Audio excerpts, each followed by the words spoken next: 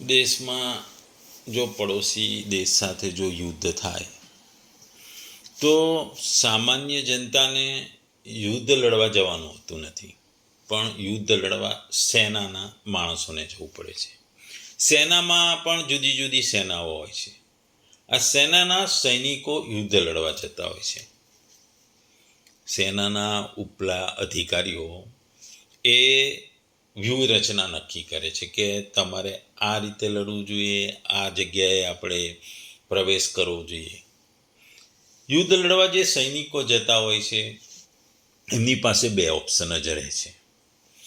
એ યુદ્ધમાં લડી અને યુદ્ધ જીતીને પાછા આવે છે, અથવા બીજી રીતે જોઈએ તો યુદ્ધમાં એ મૃત્યુ પામે છે, એટલે કે શહીદ થઈને પાછા આવે છે. એમની ગતિ બે પ્રકારની કહેવાય. એ વિજયી થઈને આવે અથવા શહીદ થઈને આવે. આપણે જોઈએ હવા હોય છે.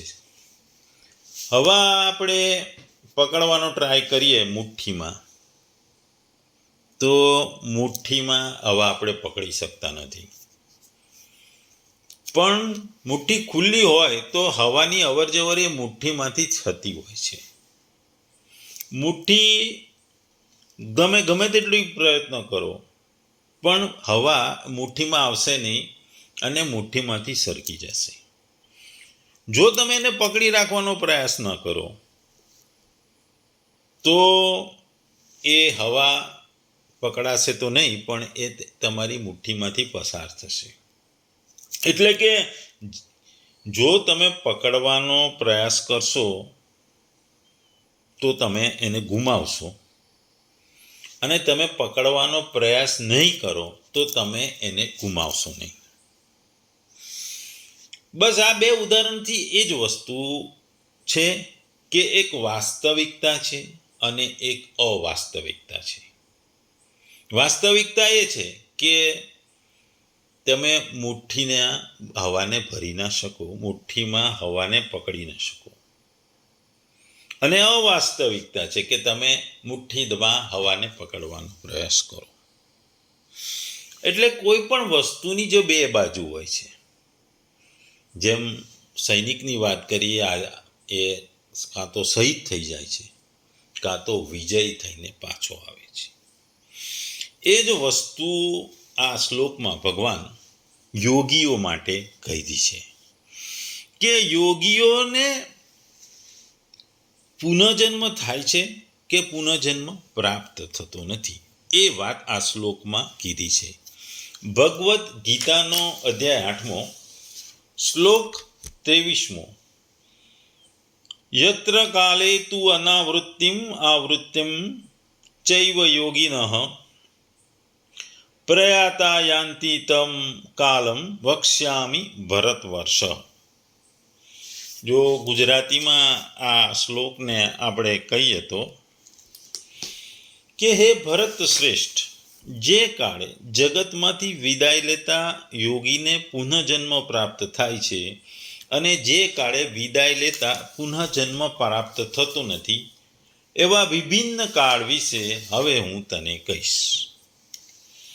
બીજા શબ્દોમાં ગુજરાતીમાં જો આ શ્લોકને આપણે કહીએ તો હે ભરત શ્રેષ્ઠ, જે કાળે શરીર છોડીને જનારા યોગીજનો પરત ન આવનારી ગતિને પામે છે અને જે કાળે જનારા પરત આવનારી ગતિને પ્રાપ્ત થાય છે, એ કાળને એટલે કે બે માર્ગોને હું હવે તમને જણાવીશ. અહીં ભગવાન કહે છે કે કયા સમયે છૂટા પડતા યોગીઓ ફરી વાર જન્મે છે અને જન્મતા નથી, એ સમય વિશે હું તને કહીશ. આપણે આ શ્લોકમાં ભગવાન યોગીઓ માટે વાત કરે છે. આગલા શ્લોકમાં અનન્ય ભક્તિની વાત કરી હતી. પરમેશ્વરના અનન્ય અને સંપૂર્ણ શરણાગત ભક્તો પોતે ક્યારે અને કેવી રીતે દેહ છોડશે એનો કોઈ ચિંતા રાખવાની જરૂર નથી, કારણ કે એણે બધું જ ભક્તિથી, અનન્ય ભક્તિથી એણે ભગવાન પર છોડી દીધું છે. પણ અહીં યોગીની વાત કરી. યોગી એટલે કે જે કર્મયોગ કરે છે, એ જ્ઞાન યોગ કરે છે, જે અષ્ટાંગ યોગ કરે છે, જે હઠયોગ કરે છે, એની ભગવાન અહીં વાત કરે છે.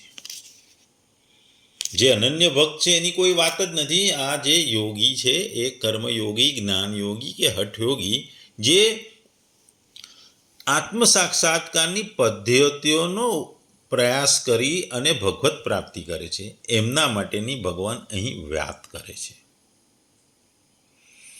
આ ભગવત પ્રાપ્તિનો સમય એટલે કાળ એમનો કયો હોય છે એના વિશે ભગવાન આ શ્લોકમાં જણાવે છે. અહીં કહેવાનો મતલબ ભગવાનનો એ છે કે યોગીઓ પ્રયત્ન કરે છે. યોગીઓ પ્રયત્ન કરે છે જીવિત અવસ્થામાંથી બંધનને છૂટવાને પ્રયાસ કરે છે. એમાંથી કેટલાકની ભગવત પ્રાપ્તિ થઈ જાય છે. ભગવત પ્રાપ્તિ થઈ જાય છે એ લોકો ફરી પુનઃજન્મ લેતા નથી. પણ બીજા સાધકો જે તમામ પ્રકારના યોગો કર્યા હોય, કર્મયોગ કરતા હોય, જ્ઞાન યોગ કરતા હોય, હઠ યોગ કરતા હોય, પરંતુ એ લોકોની થોડી સૂક્ષ્મ વાસનાઓ કે ઈચ્છાઓ મનમાં રહી ગઈ હોય છે, એટલે એ લોકો બ્રહ્મલોકમાં પહોંચે છે. આ બ્રહ્મલોકમાંથી પણ કર્મ કરી એ ભગવત પ્રાપ્તિ કરે છે. પણ કેટલાક લોકો એવા છે કે બ્રહ્મલોકમાં પ્રયત્ન પૂરતો પ્રયત્ન કરતા નથી, પરંતુ માત્ર સુખ ભોગવવાની ઈચ્છા રાખે છે. એ લોકો પાછા જન્મ લે છે કે પુનઃજન્મ લે છે, એટલે કે એમની પુનરાવૃત્તિ થાય છે. એ વાતને આ શ્લોકમાં ભગવાન કહે છે. ભગવાન કહે છે કે દરેક વ્યક્તિ એટલે કે દરેક યોગી પોતાના પ્રયત્નથી ભગવત પ્રાપ્તિનો પ્રયત્ન તો કરે છે. એ પ્રયત્નમાં ઘણા યોગીઓ એવી સિદ્ધિ ધરાવે છે, એવી એમની સિદ્ધિ હોય છે કે એમના શરીરનો ત્યાગ કરવાનો સમય અને સ્થાન એ પોતે જાતે પણ પસંદ કરી શકે છે. પણ જે આવા નિપુણ નથી હોતા, એ સમય અને કાળને કે સ્થાનને પસંદ નથી કરી શકતા, એ યોગીનો સફળતાનો આધાર તેના આકસ્મિક શરીરના ત્યાગના સંયોગ પર રહે છે.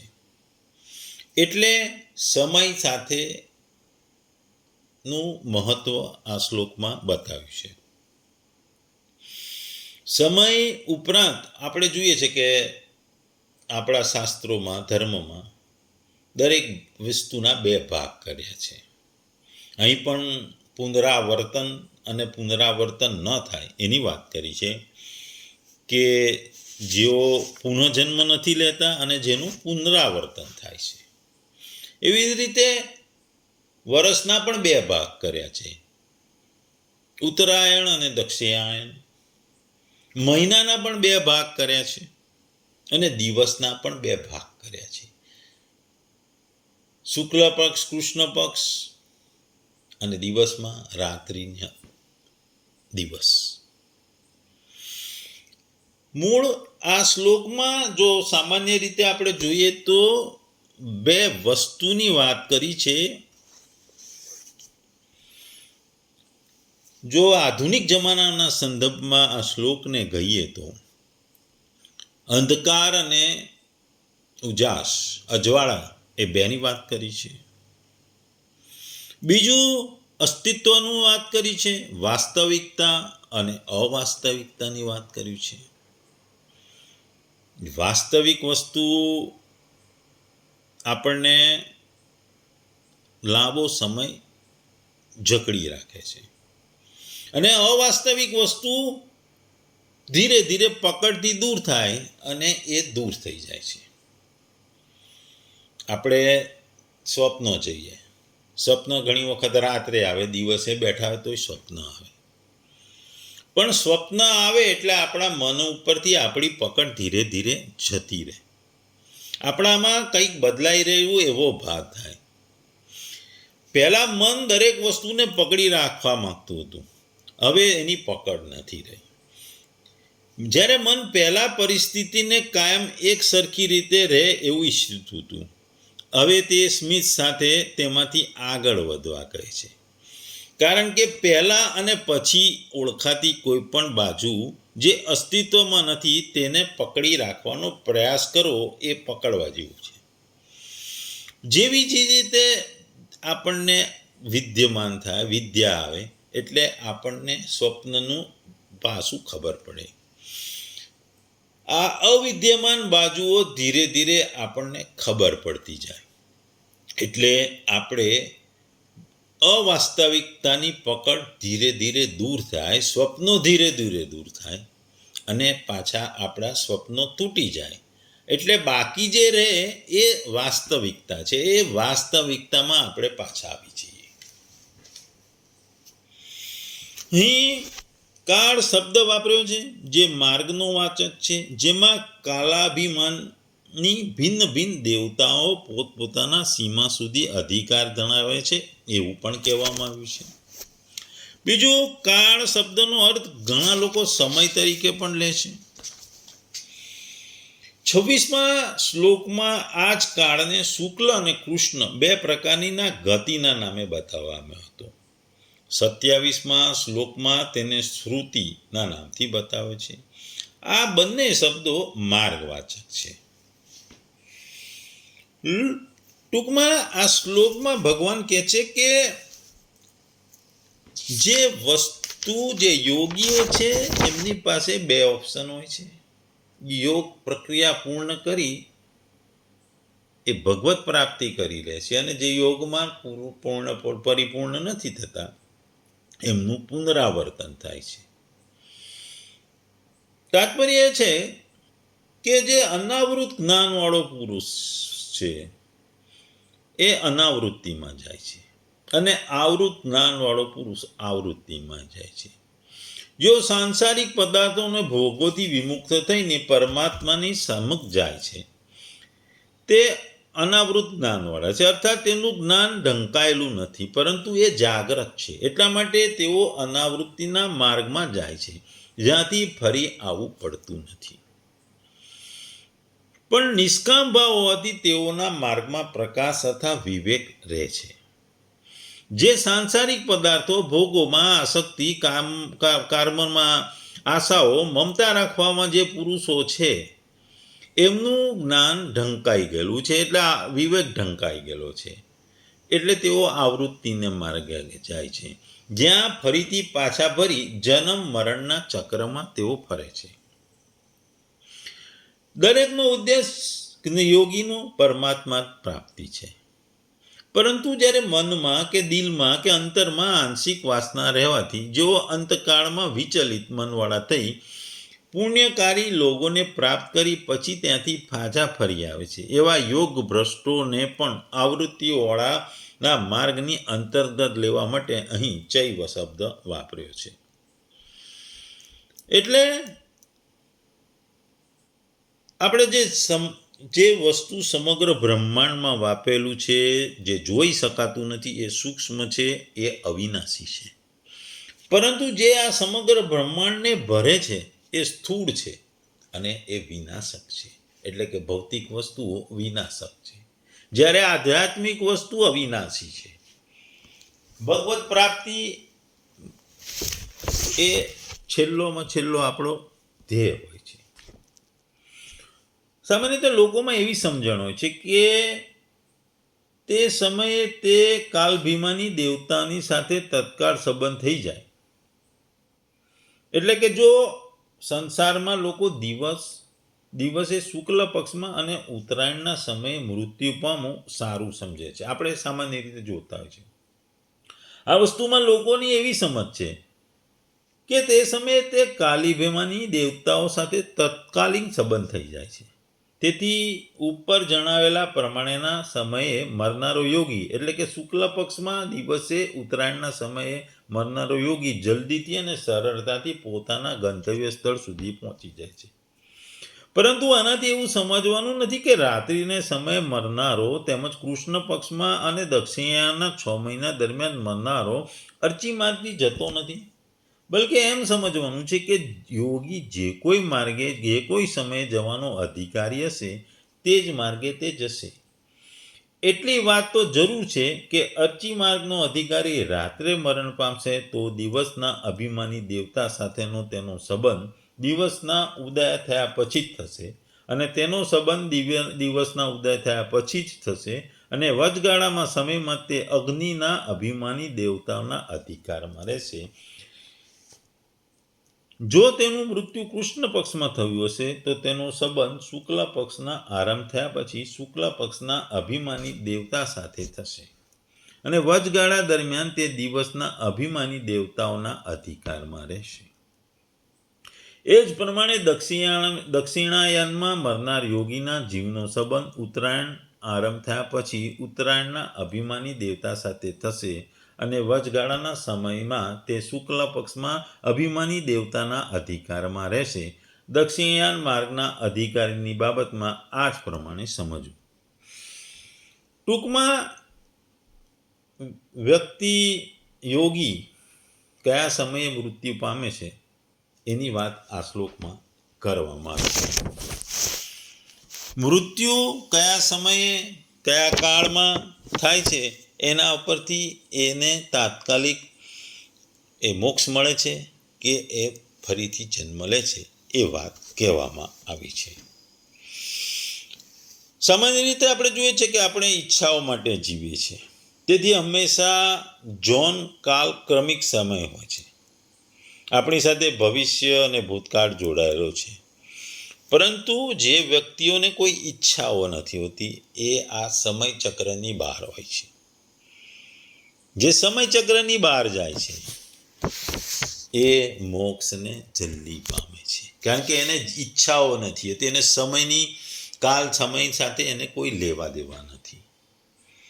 એટલે તો કીધું છે કે જે પરિવર્તનશીલ પ્રકૃતિ સાથે સંબંધ રાખે છે તેને પાછા ફરી સંસારમાં આવવું પડે છે, પરંતુ જે પરિવર્તનશીલ પ્રકૃતિ સાથે સંબંધ નથી રાખતો તેને પાછા ફરી આવવું પડતું નથી.